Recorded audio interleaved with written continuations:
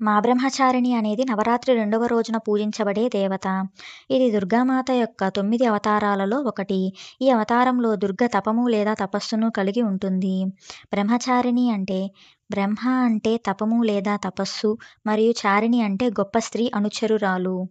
బలి అగ్నిలో తనను తాను కాల్చుకున్న సతీదేవి తరువాత దుర్గ పర్వతాల రాజు అయిన హిమవంతుని కుమార్తె పార్వతీగా జన్మించింది.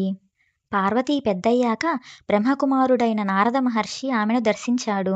ఆమె తపస్సు మార్గాన్ని అనుసరిస్తే ఆమె తన పూర్వజన్మ నుండి తన భర్త అయిన శివుడిని వివాహం చేసుకునే అవకాశం ఉందని అతను ఆమెకు చెప్పాడు. ఈ జన్మలో కూడా శివుడిని వివాహం చేసుకోవాలని నిశ్చయించుకున్న పార్వతి చాలా కష్టమైన తపస్సు మరియు భక్తితో కూడిన పాలనను ప్రారంభించింది. 1000 సంవత్సరాలు ఆమె పండ్లు మరియు పువ్వులు మాత్రమే తినేది. ఆ తరువాత ఆమె 100 సంవత్సరాల పాటు కూరగాయలు మాత్రమే తింటుండేది. 3000 సంవత్సరాలు తరువాత పడిపోయిన ఆకులను మాత్రమే తింటుంది. ఆమె తన తపాన్ని విజయవంతంగా పూర్తి చేయడానికి కొన్నేళ్లుగా అడవి నేలపై బహిరంగ ఆకాశం కింద పడుకునేది. ఆ విధంగా ఆమె తపశ్చారిణి లేదా బ్రహ్మచారిణి అనే పేరు సంపాదించింది. అంటే తపమార్గాన్ని అనుసరించేది అని అర్థం.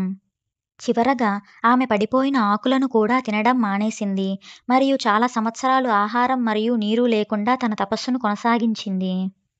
వేల సంవత్సరాల తపస్సు కారణంగా ఆమె శరీరం చాలా బలహీనంగా మరియు పెలుసుగా మారింది. ఇంత సుదీర్ఘమైన మరియు కఠినమైన తపస్సు గురించిన వార్త ప్రతి చోటా చేరింది. చివరికి పార్వతీకి బ్రహ్మదేవుడు ప్రత్యక్షమై ఆమె తపాన్ని ఎవరూ పాటించలేదని చెప్పాడు. శివుని పట్ల ఆమెకున్న ప్రేమ నిజమైనది మరియు స్వచ్ఛమైనది కాబట్టి ఆమె మాత్రమే అలాంటి కష్టాలను చేపట్టగలదని కూడా అతను ఆమెకు చెప్పాడు. ఆమెకు ఈ జన్మలో పరమశివుడు భర్తగా ఉంటాడని కూడా దీవించాడు. తరువాత శివుడు పార్వతీని భార్యగా స్వీకరించాడు. ఈ అవతారంలో ఆమె తన కుడి చేతిలో జపమాల మరియు ఎడమ చేతిలో కమండలాన్ని పట్టుకొని ఉంటుంది. భక్తులు నవరాత్రుల రెండవ రోజున మా బ్రహ్మచారిణిని పూజిస్తారు. మా దుర్గ యొక్క ఈ అవతారం తపస్సు, భక్తి, నిగ్రహం మరియు ఏకాంతాన్ని బోధిస్తుంది. కష్టాలు ఎదురైనప్పుడు తన విధులను విడనాడకూడదని బోధిస్తుంది. పుణ్యం, శాంతి, శ్రేయస్సు, ఆనందం మరియు శ్రేష్టత కోసం భక్తులు మా బ్రహ్మచారిణిని పూజిస్తారు.